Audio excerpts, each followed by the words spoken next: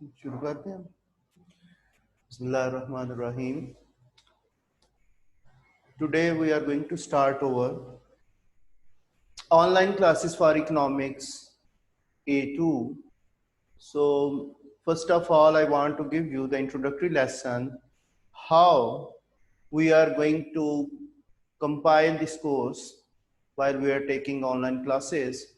So first of all, A2 syllabus will be the extension of A1 syllabus. What it is? It is the extension of, it is A2 will be an extension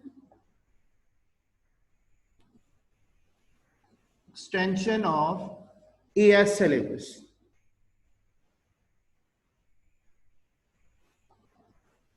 Whatever we have covered in our A1, that will be extended.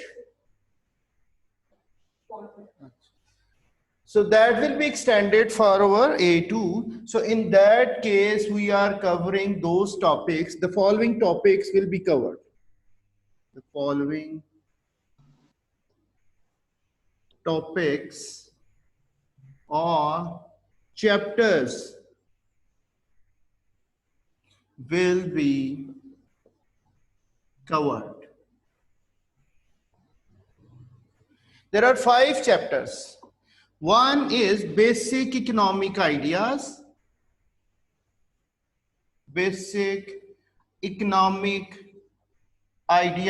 and economic efficiency. What do you mean? Economic efficiency. So the first chapter we are going to have basic economic ideas and economic efficiency. The second chapter will be about the price system, the same name which we had in our AS level, but in this price system we will be analyzing what? The consumer behavior and the producer behavior, what is actually working behind the consumer's demand and producer's supply curve. That will be analyzed in this second chapter of A2. Whereas the third chapter, that will be about the market failure,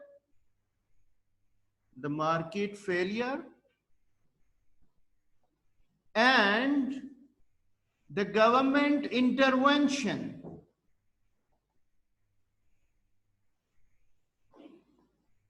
How the market system is causing its failures, how will it be showing us the economic inefficiency, and at the same time, what will justify the role of government in the economic activities. This is actually the microeconomic government intervention in the market system in order to overcome its failures. Now these 3 chapters, they are about the microeconomic part of A2. Same we did in our AS level. The first 3 chapters, they were having a microeconomic studies of economics in A2. The fourth chapter, that is about the macroeconomy. The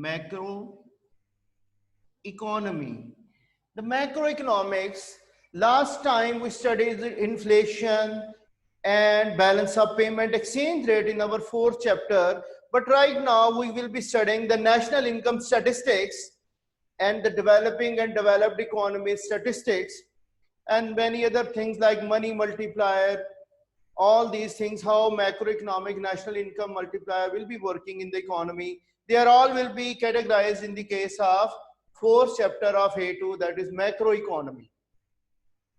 So it is a large chapter or lengthy chapter of A2 which covers us more topics in macroeconomy. And the last chapter, that is about macroeconomic policies. Macroeconomic policies. They will tell us about how macroeconomic policies will be justified to overcome the macroeconomic issues of a country like inflation, balance of payment problems, and many other things which are associated in the macroeconomic problems of a country. So these will be the 5 chapters which will be covered in our A2 syllabus in economics. Our code is 9708. Now, first of all, I want to tell you what will be the structure of our papers, exam papers. Will be assessed, the students will be assessed in 2 papers. First one is called paper 3, that is MCQ. Its code will be 970832, paper 3 variant 2.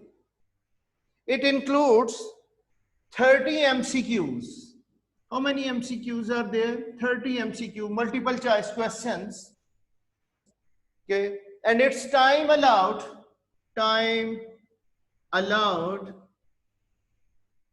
will be 1 hour and 15 minutes.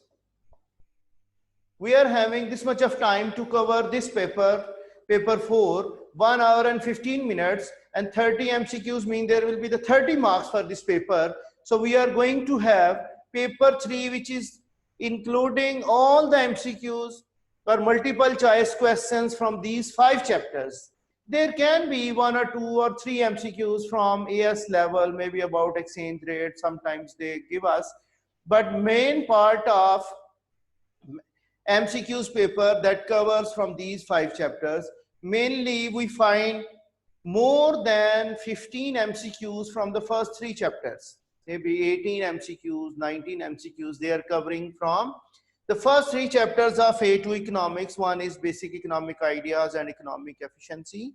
Price system is having more MCQs, and then we are finding the market failure and government intervention. These 3 chapters will be having more weightage of MCQs, whereas chapter 4 will be having the rest of the MCQs. 1 or 2 MCQs are coming from chapter 5. So this will be the structure of our paper 3, which includes these things. Now come towards the paper 4, which is having more weightage. Paper 4, that is economics essay writing. Economics essay writing, you have to write an economic essay. Like paper 2, you have given, you haven't given actually, but the structure is that we are having 2 sections in same section A, that is about data response question, which is a compulsory part. Data response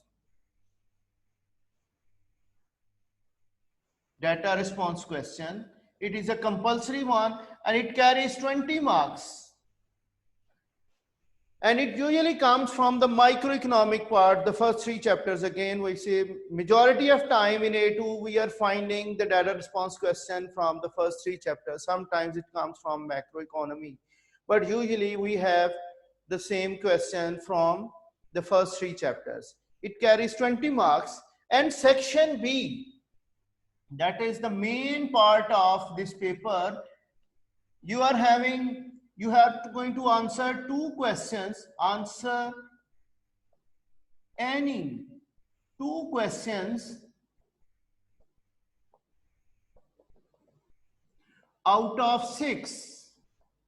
There will be the 6 questions in this section, and you have to answer only 2, and each question carries 25 marks each question.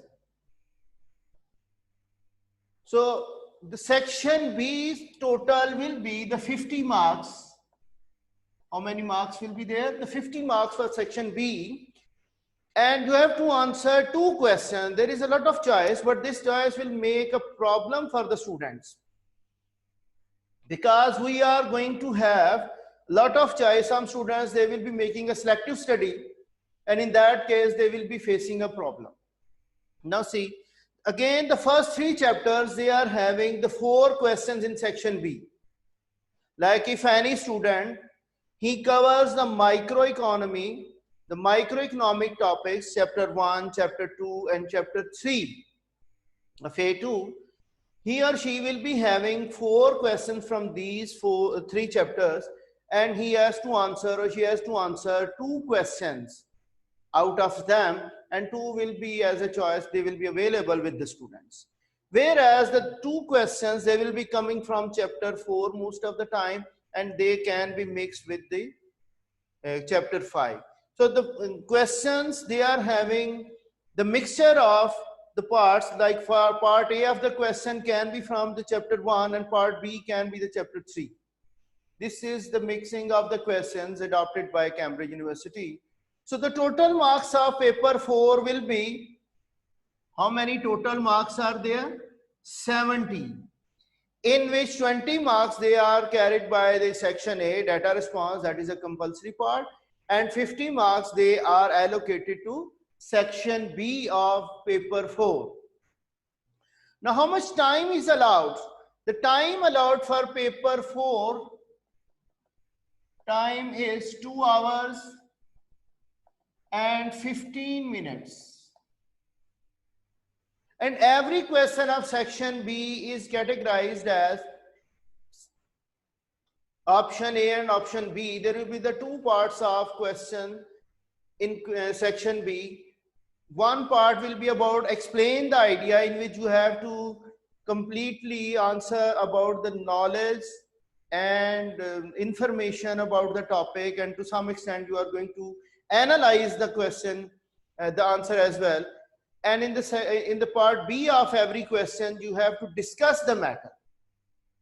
So 4 questions of section B, they are having a split questions, like it is having 2 parts, explain and discuss. Explain part can be of 12 marks and discussion part will be of 13 marks. This is, we are going to have 4 questions from these this section B, which is going to have the split question. 2 questions in section B will be about the complete 25 marks question. Like you have to answer the complete answer of 25 marks. There will be no split question if you are choosing a 25 marks question.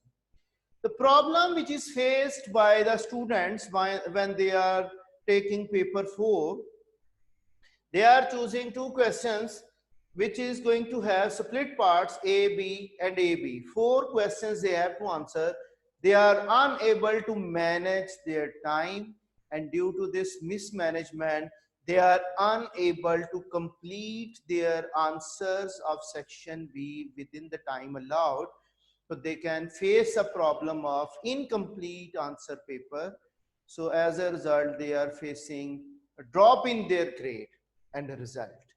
I suggest, first of all, the section B should be answered, and in that case, you have to select one of the 25 marks question and one about the split question that will better manage your answer, and section A will be answered after the section B, that will be having more time management as compared to if we are doing section A first and then we are having less time to answer section B, in which we have to write too much and diagrams will also be drawn. If wrong diagrams are drawn, then obviously less marks will be allocated. And if you are writing a full length answer of 25 marks, which includes the diagram, it is having analysis, it is having the assessments, like we are going to evaluate at the end. You have to give the conclusion, the evaluation of your answer when you are going to write any discussion part of your paper 4. Section A, data response question. It includes an economics essay of the data. Sometimes we don't have any tabular data or any quantitative data. A simple essay is given, and out of that essay you have to answer 4 or 5 questions at the bottom of that essay. So the 20 marks essay economics data response question, that is more easier than any other question paper in economics if you are having a skill to analyze and discuss the questions in the section A of data response questions. So this is about our subject syllabus of A2. In your book, it is written chapter 6, chapter 7, chapter 8, chapter 9, and chapter 10. The last 5 chapters of Cambridge book, they are the part of A2 syllabus. Don't go through again the chapter 1 of AS level, which we already had covered in our AS class, which is unassessed by Cambridge. Right now, we are going to have our A level class now, the economics efficiency, basic economic ideas, and economics efficiency. Now, I'm going to start your syllabus. This is about the structure of A2 economics, and keep it in mind, chapter 2, the price system and the macroeconomy, they will take more time than any chapter of your syllabus. They are the lengthiest chapters of A-level economics, in which we find that they take more than 1 month for one chapter, like chapter 7 and chapter 9. Now today I am going to start, this will be our chapter number 6 of your book, chapter number 6 of your Cambridge book, the basic economic ideas, basic economic ideas and economic efficiency. This is our today's topic in our lesson, the basic economic ideas. We all know what is the fundamental economic problem of any economy. The fundamental economic problem or basic economic problem of an economy, we know that this will be the scarcity. Scarcity of resources. The first lesson of economics, at any level, we study what type of economic problem is faced by an individual, by a firm, by an economy. So this is called scarcity of resources. We are having limited resources in order to fulfill the maximum of human wants. Like wants are continuous, they are unlimited, they are continuously growing, but the resources to fulfill them, they are limited, and they are also having alternate uses. So when they are having alternate uses, they need to be wasted less. We want to achieve economic efficiency. What do we mean? Resources are limited. We want to achieve efficiency. What is the meaning of efficiency? If I recall your memory, efficiency means the absence of wastage. What do we mean? The absence of wastage. So whenever any producer, he is using the resources and he is having less or no wastage of these resources in order to produce the goods, so he is actually achieving efficiency in his production. What I said, efficiency means absence of wastage of the resources which are scarce in our economy. So they are also having alternate uses. So if absence of wastage is there, we are utilizing them in their maximum extent and producing so many goods which will satisfy the human wants, then efficiency can be achieved by that economy if their resources are wasted less or there is no wastage. Actually, it does not possible to have zero wastage, because resources are also used in the production, they are also being wasted, they are also being used. So output cannot be the 100% of our inputs. So some of the resources can be wasted while we are producing the goods and services. So efficiency means if wastage of resources that is less and less, then we can say efficiency is achieved. So in case of economic efficiency,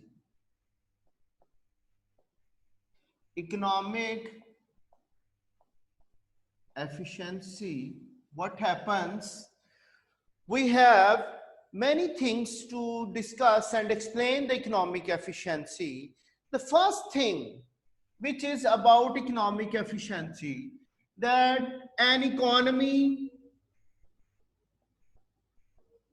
should produce those goods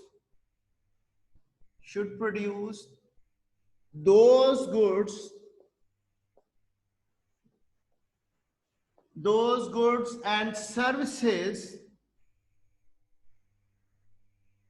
which are demanded by the consumers,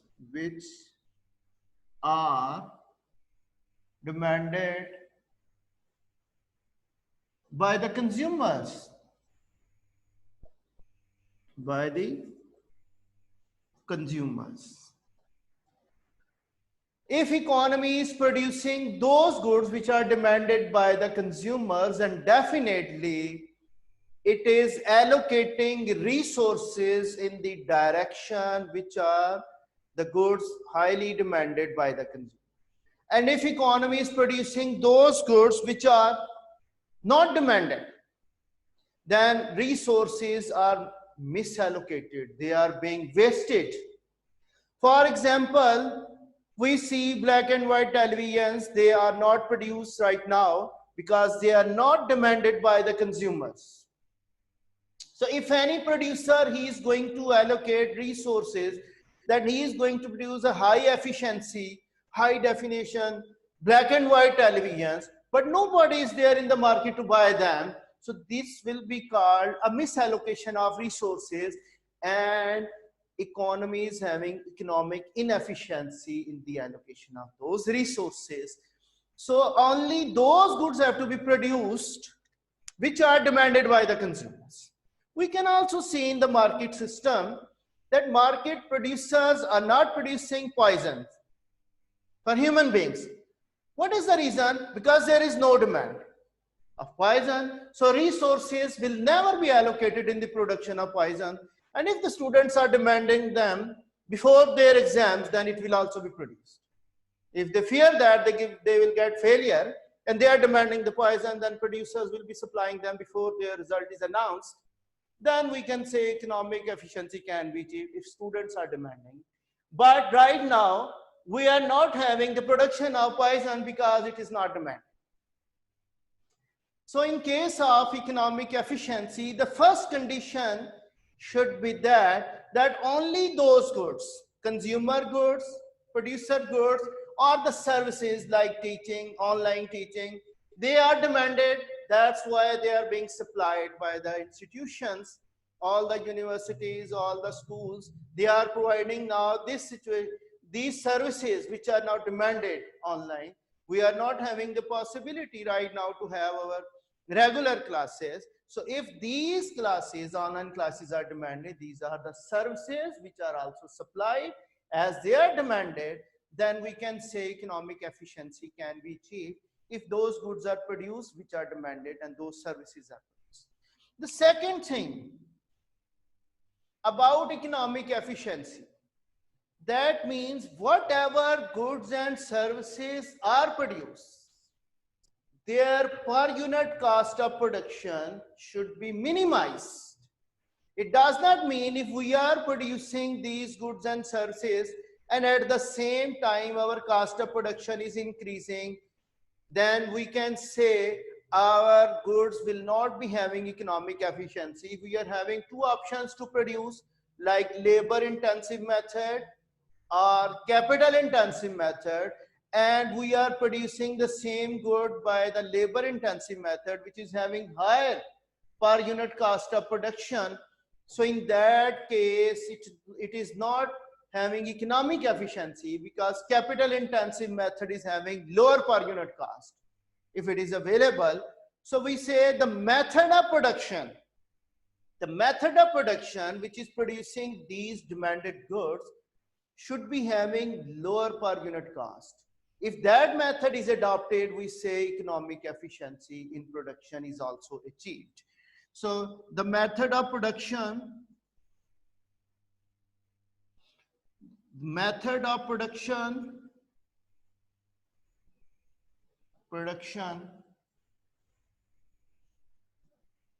should have lower per unit cost.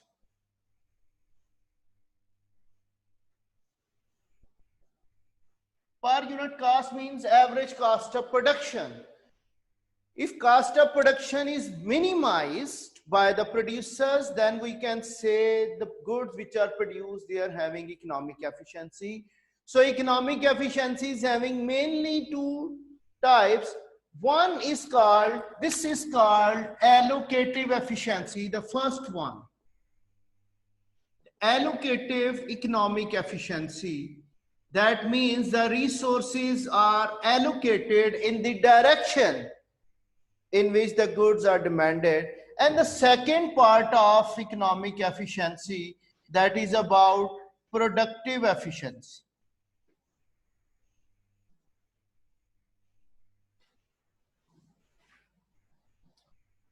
So productive efficiency, that is related to the production of goods, whereas allocative efficiency, that is related to the allocation of resources.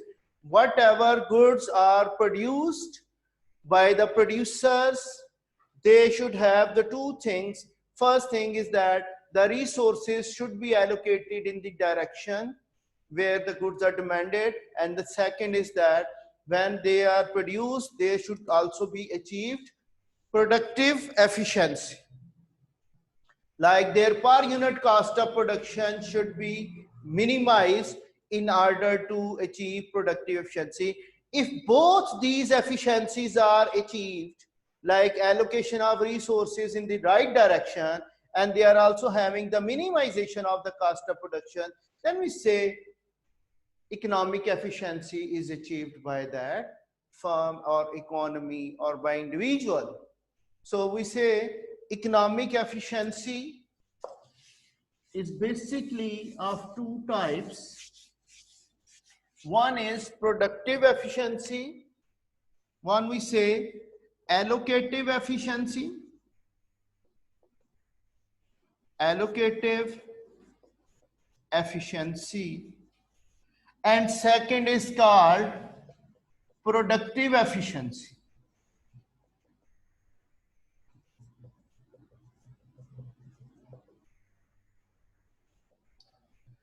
So when these economic efficiencies are achieved, we say economic efficiency will be there. Now these allocative efficiency and productive efficiency, they are having further their types. What are their types? I am going to do them one by one. First, I will be doing the productive efficiency and then allocative efficiency. I write down their types and one by one, they will be covered.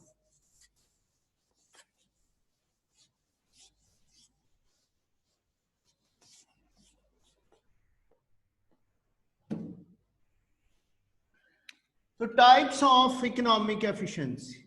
Types of economic efficiency.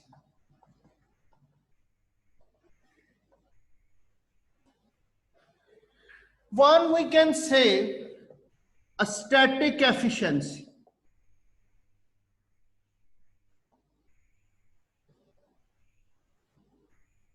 Another is called dynamic efficiency. Static efficiency means what? Static means when we are measuring economic efficiency in short run. Short run we mean when some factors of production are fixed and others are variable. So during the short run, if we are measuring the economic efficiency, like what is the performance of a firm within a year, So we are fixing the time period. If we are measuring economic efficiency within a fixed time period, that is called static efficiency. Like if you go to your farm and then you see how your cost of production is minimized within 1 year, within 1 month, that is, you are checking about your static efficiency. You can also say, what is your result of O level only? We say that is, we are fixing the time of O level result, that is the static efficiency. So this is an efficiency which is measured within a fixed time period. When time period is fixed and we are measuring economic efficiency, that is called static efficiency. If I say, what is the performance of this government for the last 1 year? So that year is fixed. So we are saying this is static efficiency. Dynamic efficiency means it is measured over the period of time. We can say it is long run economic efficiency. Static is about short run, whereas the dynamic efficiency, that is about long run. Like over the period of time, how economy has performed. Like if I say for the last 5 years, what are the statistics changes in our macroeconomy, that is about dynamic efficiency over the period of time. If I say from class 1 to A1, what is your performance over the period of time? In which class you stood first, in which class you stood second, what will be your percentage in each class? So we say over the period of time when we are measuring economic efficiency, that is called dynamic economic efficiency. Usually we have this term for the long run economic efficiency, and this is for a short run in which time period is fixed. So these are the two efficiencies which are related to time period. Now come towards the productive efficiency. This can be the same thing which we studied previously. Now productive efficiency is further divided into many types, like productive efficiency can be technical efficiency,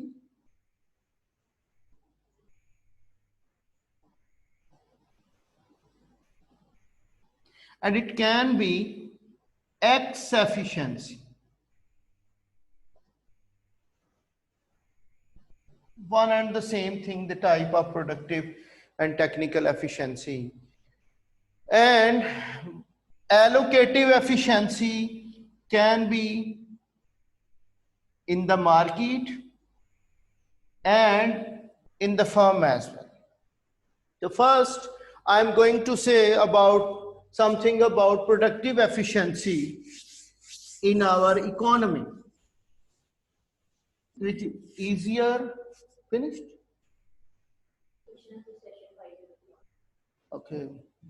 Now we'll be having the question answer session after the 5 minutes. This is the time that we are facing. So in our next class, I will be continuing from this part, the types of productive efficiency. Okay. Thank you.